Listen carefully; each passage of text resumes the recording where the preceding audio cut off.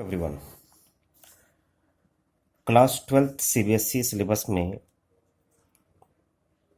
Accountancy में एक topic है पार्टनरशिप, जिसमें आपको नंबर ऑफ चैप्टर्स आपको दे रखे हैं। किसी बुक में 5 चैप्टर्स हैं तो किसी बुक्स में 6 चैप्टर्स भी हैं,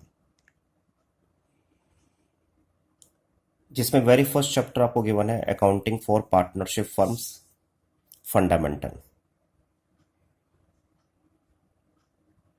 और दूसरा चैप्टर आपको दे रखा है goodwill, nature and valuation, change in profit sharing ratio among the existing partners, admission of a partner, retirement or death of a partner.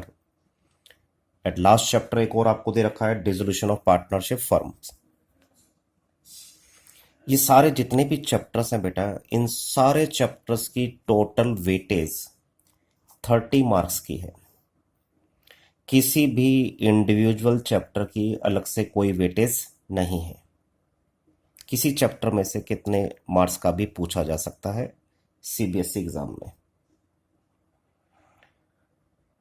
तो बेटा हम स्टार्ट कर रहे हैं very first chapter accounting for partnership firms fundamental. आपने इसके बारे में, पार्टनरशिप के बारे में बेटा क्लास 11th बिजनेस स्टडीज में डिटेल में इसके ऊपर थ्योरी पढ़ी है।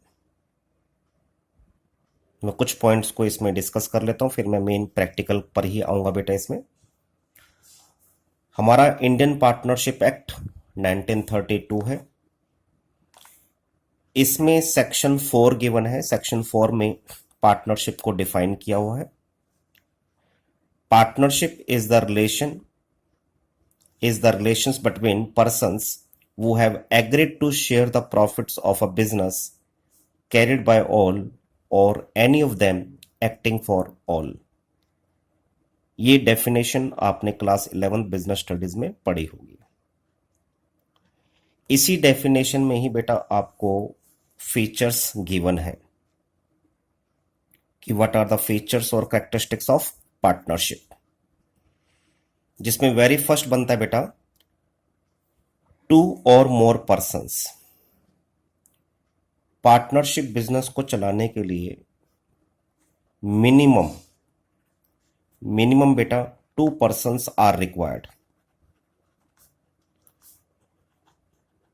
और पार्टनरशिप एक्ट 1932 में मिनिमम पर्सन्स को तो डिफाइन किया हुआ है कि मिनिमम 2 रिक्वायर्ड है। What about maximum? Maximum person कितने हो सकते हैं, ये इंडियन पार्टनरशिप एक्ट 1932 में डिफाइन नहीं किया हुआ। Maximum can be 50 and it is defined in companies act, Indian companies act 2013 wide rule 10 of companies miscellaneous rules 2014। बेटा जो मैक्सिमम जो 50 पर्सन हो सकते हैं, 50 पर्सन हो सकते हैं, वो आपका पार्टनरशिप एक्ट 1932 में नहीं बता रखा, वो कंपनीज एक्ट 2013 में बता रखा है under rule 10 of companies miscellaneous rules 2014। तो 1 मार्क में कई बार ये क्वेश्चन पूछा जाता है कि मैक्सिमम पर्सन कितने हो सकते हैं और किस एक्ट और रूल के अकॉर्डिंग जो है मैक्सिमम पर्सन हो सकते हैं। तो फर्स्ट फीचर्स आपकी है 2 और मोर पर्सन्स। सेकेंड फीचर बेटा आपके पास है, सेकेंड फीचर्स आप इसमें से फाइंड आउट कर सकते हैं डेफिनेशन में से ही। who have agreed means there must be an agreement. Partners के बीच में एग्रीमेंट होना चाहिए बेटा, और एग्रीमेंट 2 तरीकों से हो सकता है, ओरल भी हो सकता है, रिटन भी हो सकता है। It is not compulsory to have in written form. लेकिन बेटा अगर वो रिटन फॉर्म में होगा तो हम फ्यूचर में होने वाले डिस्प्यूट्स को अवॉइड कर सकते हैं, क्योंकि अगर फ्यूचर में कोई भी डिस्प्यूट होगा तो हम रिटन डॉक्यूमेंट को एज अ प्रूफ कोर्ट में पेश कर सकते हैं। और वैसे ही ओरल भी हो सकता है और रिटन भी हो सकता है, but better to have in written form. Third features बेटा इस डेफिनेशन के according, share the profits means sharing of profits and losses. आपने क्लास 11th में जो अकाउंटेंसी पढ़ी थी बेटा वो थी सोल प्रोप्राइटरशिप की, और सोल प्रोप्राइटरशिप के बारे में आपने 11th बिजनेस स्टडीज में भी पढ़ा है। Sole proprietorship means sole proprietor, single owner.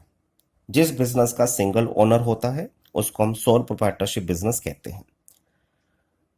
Business को जो भी प्रॉफिट होता था वो सोल प्रोप्राइटर अपने पास रखता था, किसी के साथ उसकी शेयरिंग नहीं करनी पड़ती, और जो भी लॉस होता था वो अकेला ही उसको बियर करता था।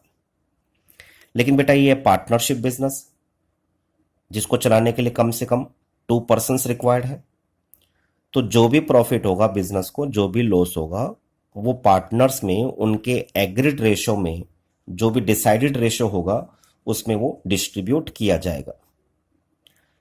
हाँ, एक चीज अलग है, one partner may get higher than the other. एक पार्टनर को हो सकता है किसी दूसरे पार्टनर से शेयर ज्यादा मिले, लेकिन शेयरिंग होनी चाहिए। और शेयरिंग किसके अकॉर्डिंग होगी बेटा? As per the deed, as per the agreement. अगर डीड नहीं होगा तो शेयरिंग इक्वल इक्वल की जाती है, बराबर बराबर बांटा जाता है। तो शेयरिंग होनी चाहिए बेटा प्रॉफिट लॉसेस की, ये भी इसकी एक फीचर है। फोर्थ फीचर बेटा इसमें हम जो फाइंड आउट कर सकते हैं वो है share the profits of a business. Business lawful business, business कैसा होना चाहिए? लॉफुल होना चाहिए, इलीगल बिजनेस नहीं होना चाहिए। पार्टनरशिप या कोई भी बिजनेस हमेशा लीगल पर्पस के लिए ही किया जाता है, इलीगल पर्पस के लिए बिजनेस नहीं किया जाता। इसके बाद बेटा एक फीचर आपको इसमें और दे रखी है, बिजनेस कैरिड बाय ऑल और any of them acting for all.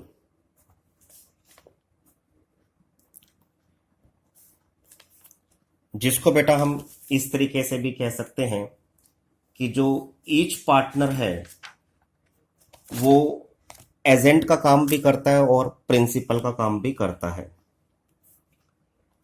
Means each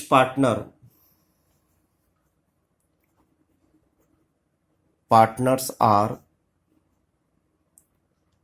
agents as well as principles.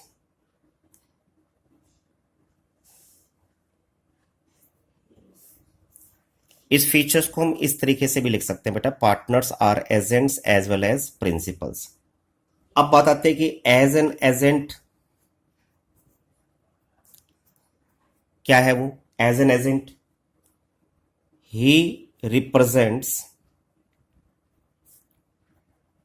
Others and thereby binds them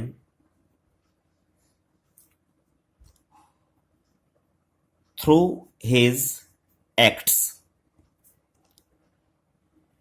as an agent बेटा वो अदर पार्टनर्स को रिप्रेजेंट करता है और अदर पार्टनर्स को बाइंड करता है through his acts.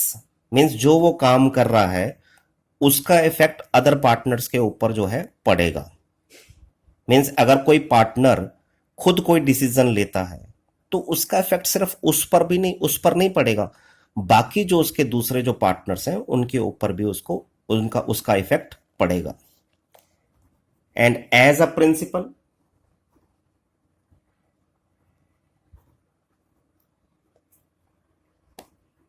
he is bound by the act of other partners।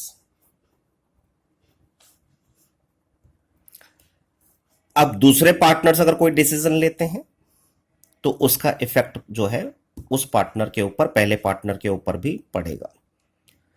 तो कहने का मतलब सारे मिलकर भी बेटा बिजनेस को चला सकते हैं, उनके बिहाफ पर कोई एक पार्टनर सबके बिहाफ पर भी बिजनेस चला सकता है। क्योंकि आपने टाइप्स ऑफ पार्टनर्स के बारे में 11th बिजनेस स्टडीज में पढ़ा हुआ है। एक्टिव पार्टनर्स भी होते हैं बेटा, स्लीपिंग पार्टनर्स भी होते हैं। जरूरी नहीं होता कि हर किसी को बिजनेस की नॉलेज हो, हर कोई बिजनेस चला सके।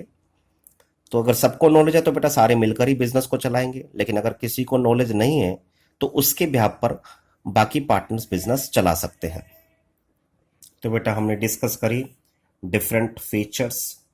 ये थी बेटा हमारी सारी एसेंशियल फीचर्स और कैरेक्टरिस्टिक्स ऑफ पार्टनरशिप। अब इसमें एक चीज आपको ध्यान में रखनी है, जैसे आपने 11th में एक चीज पढ़ी है, business entity principle. According to this principle business and businessman both are separate. क्योंकि बेटा इस प्रिंसिपल को अवॉइड करके हम बिजनेस के ट्रू प्रॉफिट्स और लॉसेस को फाइंड आउट नहीं कर सकते। बिजनेस की एसेट्स लायबिलिटीज, बिजनेस के एक्सपेंसेस, बिजनेस के रिवेन्यूज को हमें पार्टनर्स की पर्सनल एसेट्स, उसकी पर्सनल लायबिलिटीज, उसके पर्सनल एक्सपेंसेस, पर्सनल रिवेन्यूज, इनको हमें अलग अलग रखना पड़ेगा, तभी हम बिजनेस के ट्रू प्रॉफिट्स और लॉसेस को फाइंड आउट कर सकते हैं। किसी भी फॉर्म ऑफ बिजनेस के लिए इस प्रिंसिपल को फॉलो करना मस्ट है, तभी जाके वो बिजनेस के ट्रू प्रॉफिट और लॉसेस को फाइंड आउट कर सकता है। लेकिन बेटा जब बात आती है from legal point of view,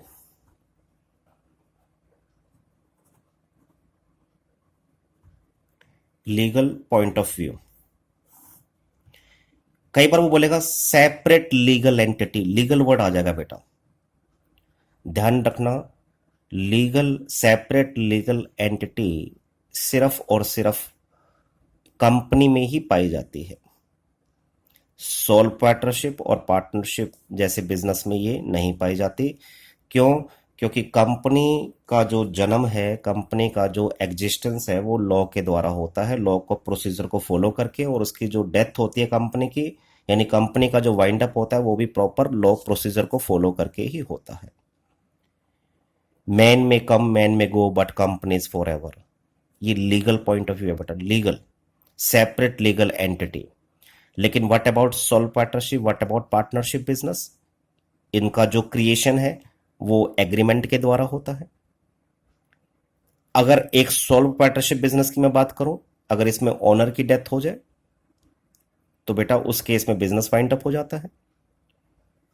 और अगर बिजनेस अगर अपनी लायबिलिटीज को अपनी एसेट से पे ना कर सके तो उस ओनर की जो पर्सनल एसेट्स हैं उनको बेचकर बिजनेस की लायबिलिटीज की पेमेंट की जाती है। तो यहां पे separate legal entity concept follow नहीं होता। सिमिलरली पार्टनरशिप में बेटा, पार्टनरशिप में भी अगर बिजनेस वाइंड अप हो जाए तो बिजनेस की एसेट्स सफिशिएंट ना हो बिजनेस की लायबिलिटीज को पे करने के लिए, तो इन दैट केस पार्टनर्स की पर्सनल एसेट्स को यूज किया जाता है for the payment of firms liabilities. तो यहां पे separate legal entity concept follow नहीं होता। तो सेपरेट लीगल एंटिटी कंसेप्ट सिर्फ कंपनी में फॉलो होता है, सोल पार्टनरशिप और पार्टनरशिप बिजनेस में ये अप्लाई नहीं होता। सिर्फ हम इतना कह सकते हैं कि सेपरेट एंटिटी है, सेपरेट लीगल एंटिटी नहीं बोलेंगे। अगर सेपरेट लीगल एंटिटी की बात करेगा तो हम सिंपली कहेंगे कि पार्टनरशिप में सेपरेट लीगल एंटिटी नहीं होती। ठीक है बेटा, ये चीज ध्यान रखनी है आपको, फर्क है सेपरेट एंटिटी में और सेपरेट लीगल एंटिटी में। तो ये चीज भी आपको ध्यान रखना, कई बार 1 मार्क के क्वेश्चन में ये पूछा जा सकता है। तो बेटा कुछ और थियोरटिकल इसके आपके पास पॉइंट भी हैं, आप उनको अपनी बुक में से उसको रीड कर लेंगे कि फर्म्स के क्या क्या, पार्टनर्स के क्या क्या रेस्पॉन्सिबिलिटीज हैं, क्या उनके राइट्स हैं। एक टॉपिक बेटा इसमें आपने और पढ़ा होगा 11th बिजनेस स्टडीज में, partnership deed. The written document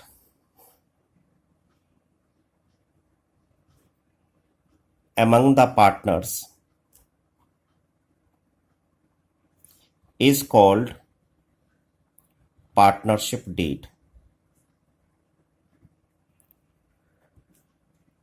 मैंने आपको बताया बेटा कि जो एग्रीमेंट है वो ओरल भी हो सकता है, रिटन भी हो सकता है।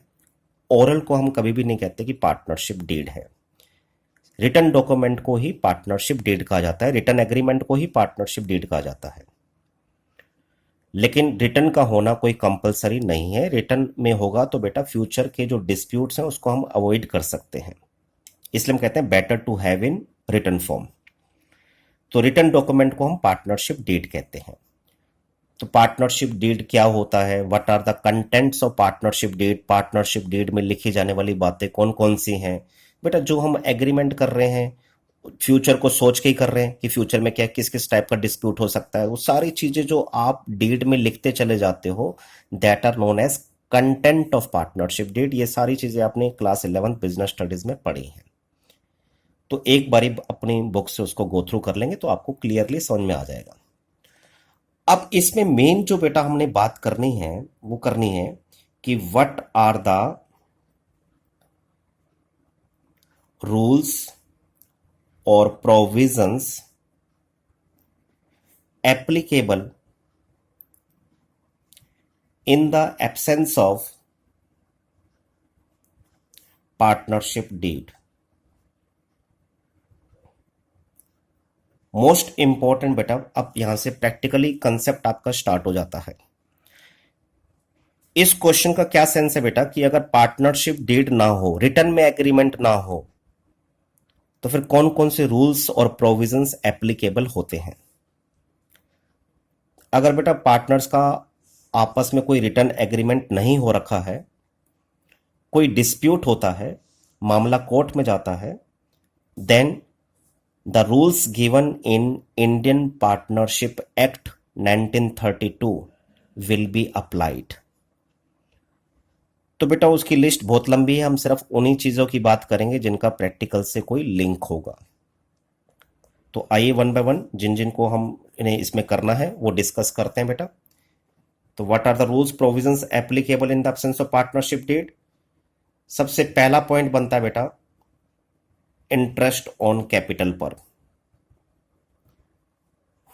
अगर पार्टनर्स के बीच में एग्रीमेंट है कि इंटरेस्ट ऑन कैपिटल 10%, 12% या जो भी रेट आपस में वो डिसाइड करते हैं, रिटर्न में एग्रीमेंट है, तो आपको उस रिटर्न एग्रीमेंट के according interest on capital partners को देना पड़ेगा। लेकिन बेटा अगर रिटर्न में कोई एग्रीमेंट आपके बीच में नहीं हुआ, जो भी एग्रीमेंट है वो ओरल में है और फ्यूचर में कोई डिस्प्यूट होता है, तो as per Indian partnership act 1932 no interest on capital will be allowed. किसी भी पार्टनर को कोई भी इंटरेस्ट ऑन कैपिटल अलाउ नहीं किया जाएगा as per the rules given in Indian partnership act 1932। Written में आपका एग्रीमेंट है तो आप उसके अकॉर्डिंग काम करिए। अगर रिटर्न में आपके पास कोई एग्रीमेंट नहीं है तो बेटा फिर उसके अकॉर्डिंग आपको इंडियन पार्टनरशिप एक्ट 1932 के रूल्स को फॉलो करना पड़ेगा। सेकेंड पॉइंट है बेटा इंटरेस्ट ऑन ड्रॉइंग्स।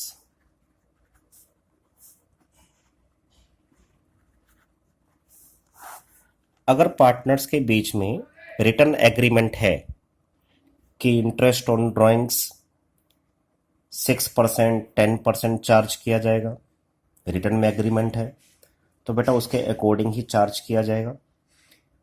अगर रिटर्न में कोई एग्रीमेंट नहीं है तो in that case no interest on drawings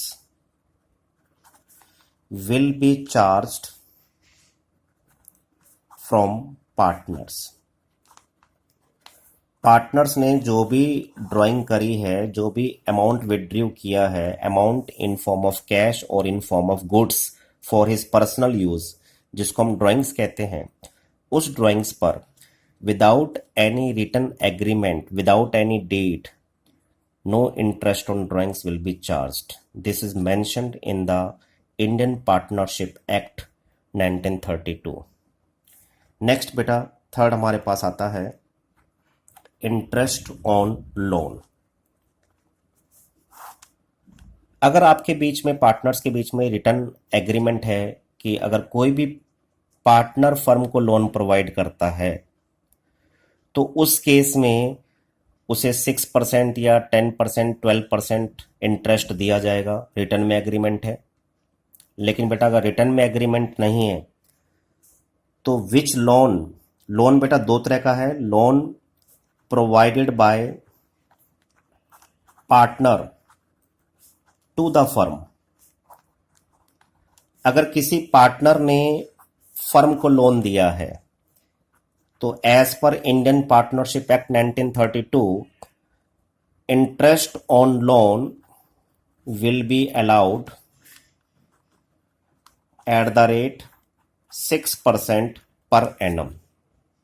and second thing बेटा, loan given by firm to a partner.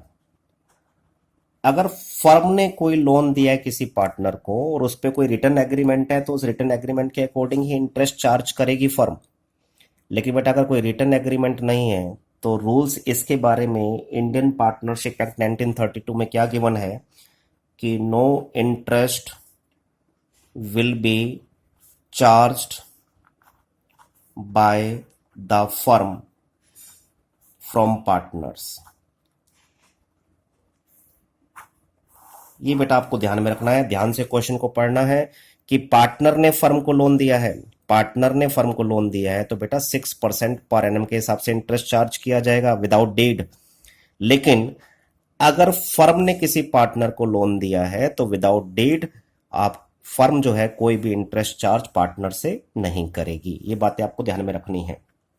Next है बेटा profit sharing ratio. Return agreement है कि 3:2 में बांटा जाएगा या 1:1 में बांटा जाएगा या 2:3, 3:2, 5:3, कोई भी कैपिटल रेशो कुछ भी रिटर्न एग्रीमेंट में हो सकता है, तब आप उसके अकॉर्डिंग ही प्रॉफिट और लॉसेस को डिवाइड करोगे। लेकिन बेटा अगर रिटर्न एग्रीमेंट नहीं है तो जो रूल्स मेंशन्ड हैं इन इंडियन पार्टनरशिप एक्ट 1932 में, जो भी प्रॉफिट होगा और जो भी लॉसेस होंगे will be distributed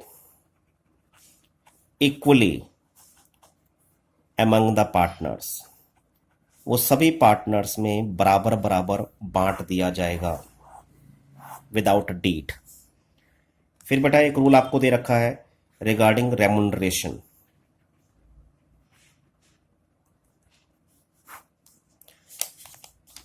regarding remuneration बेटा अगर डीड है, रिटर्न एग्रीमेंट है कि पार्टनर्स को सैलरी दी जाएगी, पार्टनर्स को कमीशन दिया जाएगा, तो फिर आपको उस रिटर्न एग्रीमेंट के अकॉर्डिंग ही काम करना है। Without deed, without written agreement, no salary and commission will be allowed to any partner। तो without deed, no salary and commission will be allowed to any partner। अब बेटा एक पॉइंट और है इसमें, 6th point regarding admission of a partner.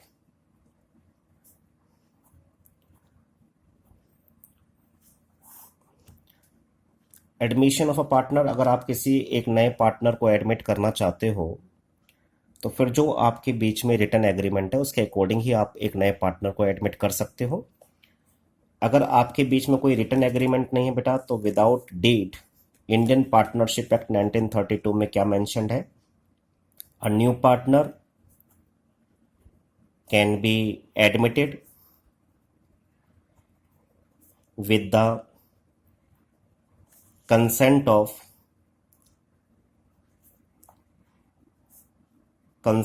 of all the existing partners।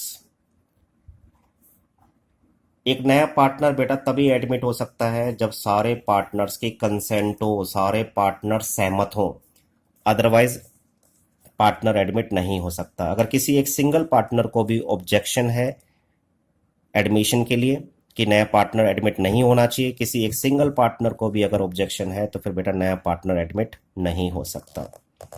तो बेटा ये कुछ रूल्स रेगुलेशंस मैंने आपके साथ डिस्कस किए कि in the absence of partnership deed what are the rules और provisions applicable in the absence of partnership deed. तो act partners Indian partnership act 1932 में आपको ये कुछ रूल्स रेगुलेशन दे रखे थे बेटा। अब आप इन्हें गो थ्रू करें अच्छे ढंग से और इस पर बेस्ड स्टार्टिंग में आपको कुछ क्वेश्चंस आपको अपनी बुक में गिवन होंगे, उन्हें आप इजीली अटेम्प्ट कर सकते हैं। थैंक यू बेटा and have a nice day.